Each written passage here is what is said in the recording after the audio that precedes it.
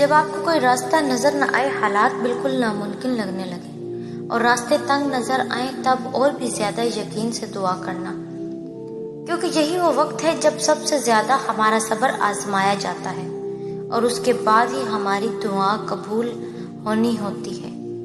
اور ہم نے جیسے باقی امتحان پاس کر لیے، اسی طرح اس امتحان میں بھی کامیاب ہونا ہے، اللہ پر توکل رکھ کر۔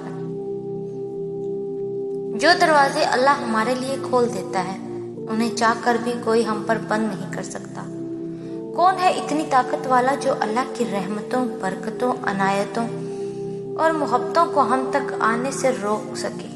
کوئی نہیں۔ کہ عطا فقط اللہ کرتا ہے، ہمیشہ دے گا۔ اسی کا ہے سب کچھ جو زمین اور آسمان کے درمیان ہے۔ بس وہ تم پہ اور مجھ پہ اپنے کرم کے دروازے ہمیشہ کھلے رکھے، آمین۔ تمہارے آنسو جو تمہاری روح میں اترتے ہیں پر کسی کو دکھائی نہیں دیتے، وہ اللہ پاک دیکھتا ہے، وہ تمہاری تکالیف سے بے خبر نہیں ہے۔ تم نہیں جانتے لیکن وہ تمہاری حفاظت کیے ہوئے ہے۔ ہر طوفان بربادی لے کر نہیں آتا۔ جیسے حضرت نوح علیہ السلام کے لیے طوفان ہار نہیں جیت لایا تھا، ویسے ہی تمہاری آزمائش تمہاری جیت بن جائے گی۔ آغاز میں چوٹ ہے تو اختتام میں شفا بن جائے گی۔ وہ تمہیں ایسے نوازے گا کہ تم مازوں میں تمہارے گرنے والے آنسو اللہ پاک جی کی رحمت پر حیران رہ جائیں گے۔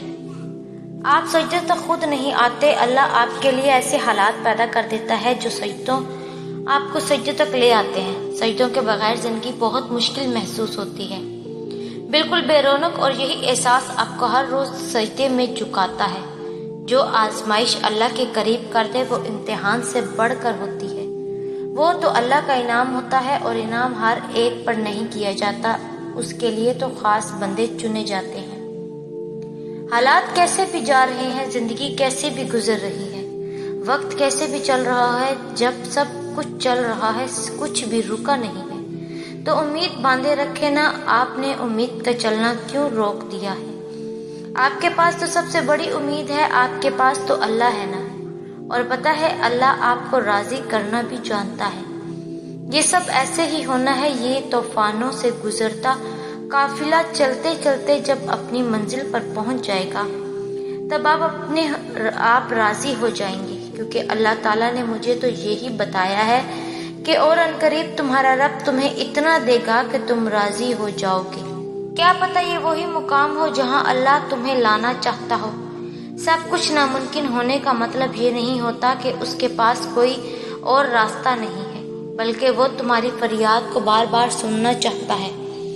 جانتے ہو اللہ تمہیں ناممکن سے گزار کر ممکن کی طرف لاتا ہی اس لیے ہے کہ تم بار بار اس کو پکارو اور وہ بار بار تمہارے لیے معجزے کرے۔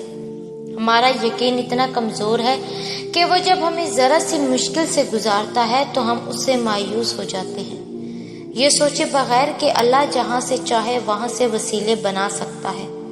ہو سکتا ہے آج تم جہاں ہو یہ وہی جگہ ہو جہاں اللہ نے تمہیں ہر اس چیز سے نوازنا ہو جس کے لیے تم نے اللہ کو راتوں کو اٹھ اٹھ کر پکارا کرتے۔ یقین رکھیں اللہ آپ کو آپ کی چیز دینا چاہے تو پوری دنیا مل کر بھی اسے آپ تک پہنچنے سے روک نہیں سکتی، چاہے معاملات کتنے ہی کٹھن کیوں نہ ہوں، چاہے پوری دنیا اس کے خلاف ہی کیوں نہ ہو۔ اور اگر اللہ آپ کو کوئی چیز نہ دینا چاہے تو پوری دنیا مل کر بھی آپ کو وہ چیز نہیں دے سکتی، چاہے ساری دنیا اس پر راضی کیوں نہ ہو، چاہے وہ آپ کو کتنا ہی آسان کیوں نہ لگے۔ اے اللہ، نہیں کوئی روک سکتا جو آپ عطا کرنا چاہیں، اور نہیں کوئی دے سکتا جو آپ نہ دینا چاہیں۔ ہم ڈیر و شکوے کرتے ہیں ہمیں وہ نہیں ملا، وہ جو ہمیں چاہیے تھا، اور ان نعمتوں کا کبھی سوچتے ہی نہیں جو اللہ نے بن مانگے ہمیں دے دی۔ بس وہ ایک چیز جو یا انسان جو نہیں ملا، اسی پر شکوے ختم نہیں ہوتے۔ سوچے ذرا، بچہ ماں سے آگ مانگے تو کیا ماں دے دے گی؟ پھر اللہ کیسے دے دے ہمیں آگ؟ وہ اللہ جو ماں سے بھی کہیں زیادہ محبت کرتا ہے اپنے بندوں سے، وہ اللہ جس کی محبت کا کوئی مقابلہ ہی نہیں۔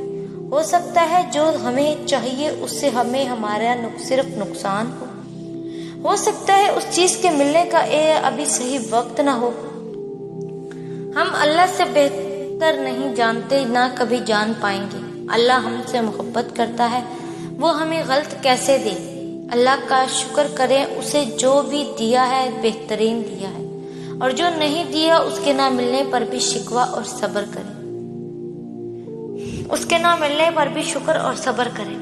وہ ہم سے بہترین جانتا ہے، وہ ہمیں بہترین دیتا ہے۔